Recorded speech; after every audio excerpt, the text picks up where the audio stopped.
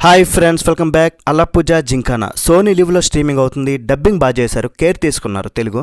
ఇదొక Malayalam comedy and ఒక sports drama movie. ఫ్యామిలీతో పాటు చూడొచ్చు. అడల్ట్ కంటెంట్ ఎక్కడా లేదు.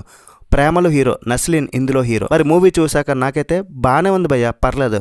డెఫినెట్లీ ఈ మూవీని ఓటీటీలో ట్రై చేయొచ్చు. మరీ ఎక్స్ట్రాడినరీ మూవీ అని చెప్పలేను, కానీ థియేటర్లో చూసుంటే ఎలా అనిపించేదేమో కానీ ఓటీటీలో మాత్రం నాకైతే పర్లేదు అనిపించింది. ఇది ఒక మంచి timepass entertainer. Emotional sports drama అలాంటి సినిమాలకు అలవాటు పడితే మాత్రం కొంచెం డిసప్పాయింట్ అయ్యే అవకాశం అయితే ఉంటుంది. సరదాగా ఒక సినిమా చూసి ఎంజాయ్ చేద్దాం అన్న వాళ్ళకి మాత్రం ఈ సినిమా సాటిస్ఫై చేస్తుంది. స్పోర్ట్స్ బ్యాక్డ్రాప్ మూవీస్ అనగానే ఎక్కువగా మనం బయోపిక్స్ చూస్తాం. అండ్ ఫస్ట్ హీరో కష్టాలు ఉంటాయి, తర్వాత సక్సెస్ వస్తుంది. ఆ జర్నీ ఇన్స్పిరేషన్గా ఉంటుంది. ఎమోషనల్ సీన్స్ ఉంటాయి, ఫ్యామిలీ ఎమోషన్స్ ఉంటాయి. ఇలా చాలా సినిమాల్లో మనం చూసాం కదా. కానీ ఇది మాత్రం పూర్తిగా డిఫరెంట్. బాక్సింగ్ బ్యాక్డ్రాప్ ఉన్న ఈ మూవీని పూర్తిగా కామెడీ ఎంటర్టైన్మెంట్ వేలో చూపించారు.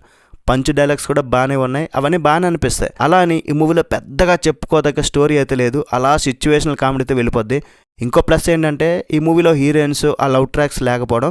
ఒక 2-3 చూపించారు, వాటికి పెద్దగా ఇంపార్టెన్స్ అయితే లేదు.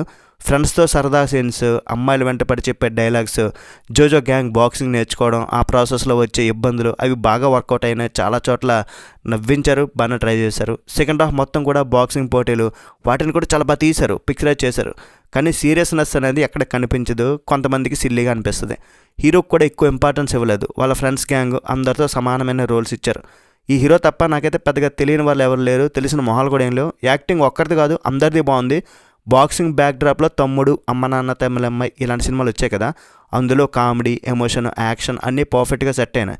ఈ మూవీలో మాత్రం కొంతమంది ఏమో అనుకుంటారంటే లవ్ లేదు, ఎమోషనల్ పార్ట్ లేదు, కొంతమందికి మైనస్ అనిపించవచ్చు. సినిమా టెక్నికల్గా కూడా చాలా బాగుంది. కేరళ విలేజ్ అందాలని చాలా బాగా చూపించారు. సినిమాటోగ్రఫీ ఎక్సలెంట్ ఉంది. మూవీలో పాటలు పెద్దగా ఏం లేవు, బాగాలేవు, కానీ మ్యూజిక్ మాత్రం అదిరింది. చాలా మెయిన్ సీన్స్లో బ్యాక్గ్రౌండ్ స్కోర్ అదిరింది అనమాట. ఫైనల్గా ఓటీటీలో ఎలాగో ఉంది కాబట్టి ట్రై చేయండి ఒకసారి. మరి ఓవరాల్ ఈ సినిమాకి నేను ఇచ్చే రేటింగ్ అందంటే 3/5. That's it guys. వీలైతే ఒక లైక్ చేయండి, షేర్ చేయండి, సబ్స్క్రైబ్ చేయండి. నెక్స్ట్ మళ్ళీ కలుద్దాం. బై బాయ్ అండ్ జై హింద్.